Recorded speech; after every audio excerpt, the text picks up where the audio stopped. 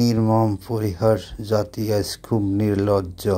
আজকে নুরুল মজিদ সমস্ত কিছুকে হার বানাইয়ে সবার উপরে চলে গেছে এই ঘটনা যে এত বড় বর্বরতা নৃশংসতা আর কতদিনে দেশে চলবে। 54 বছরেও কি আমাদের আক্কেল মারি ওঠে নাই। মারা গেছে রোগী, বেডে মরে রইছে, সেই মরা রোগীরও হাতে হ্যান্ডকাপ, এই বেডের লোহার রডের সাথে লাগানো। আওয়ামী লীগের সাবেক শিল্পমন্ত্রী নুরুল মজিদ হুমায়ুন, উনি প্রবীণ ব্যক্তি, আওয়ামী লীগের রাজনীতি করে। সেটা আওয়ামী লীগের রাজনীতি করা মানে যে খারাপ তা কিন্তু না। বৃদ্ধ মানুষ, উনি মামলায় পড়ে বর্তমানে জেলে ছিলেন। জেলের থেকে ওনাকে অসুস্থ হওয়ার কারণে হাসপাতালে নিয়ে আসছিল। হাসপাতালে নিয়ে আসার পরে যেটা অভিযোগ পাওয়া গেল যে হাসপাতালে আনার পরে একটা না দুইটা হাসপাতাল তাকে রোগী হিসেবেই রিসিভ করে নাই, তার সুচিকিৎসা করা হয় নাই, তার জন্য ভালো মেডিকেল বোর্ড গঠন করা হয় নাই। এবং মর্মান্তিক ঘটনা, যে ঘটনা নিয়ে 16 বছর তোলপাড় হয়ে গেছে দেশে, হাসপাতালের বেডের সাথে তার হাতে হ্যান্ডকাপ করায় হাসপাতালের বেডের লোহার রডের সাথে সেই হ্যান্ডকাপ লাগানো। এটা খুবই মর্মান্তিক। মারা গেছে রোগী, বেডে মরে রইছে, সেই মরা রোগীরও হাতে হ্যান্ডকাপ এই বেডের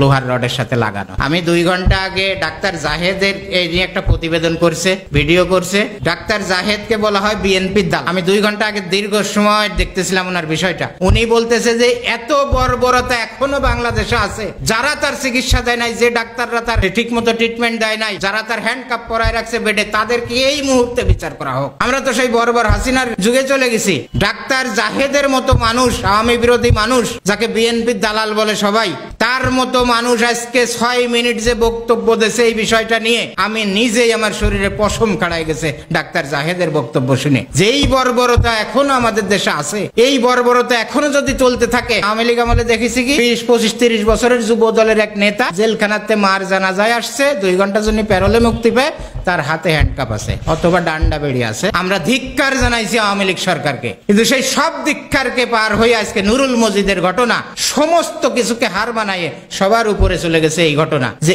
এত বড় বর্বরতা নৃশংসতা আর কতদিনে দেশে চলবে। 54 বছরেও কি আমাদের আক্কেল মারি ওঠে নাই। 80-85 বছরের একটা মানুষ মারা যাচ্ছে, তার নিঃশ্বাসটা চলতেছে কোনো মতো, সেই মানুষটাকে লোহার রডের সাথে বেডের সাথে হ্যান্ডকাপ পরাইয়ে হ্যান্ডকাপ লক করে দিয়ে তারে শুয়াই রাখতে হবে। মারা গেছে রোগী বেডে, তারপরেও তার হ্যান্ডকাপ খোলা হয় না। এই ছবি সোশ্যাল মিডিয়ায় আসে, এই ছবি সারা বিশ্ববাসী দেখে। বিএনপির নেতারা ভুক্তভোগী, জামাতের নেতারা ভুক্তভোগী।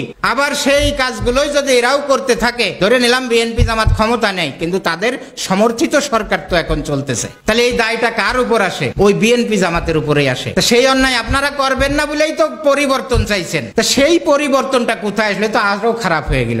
আগে যদি 80% অন্যায় হয়, এখন তো 100%ই হচ্ছে। ইউনূস সাহেব, উনি তো শান্তিতে নোবেল পুরস্কার পাইছেন, তো এগুলো কি শান্তি ফেরানোর লক্ষণ?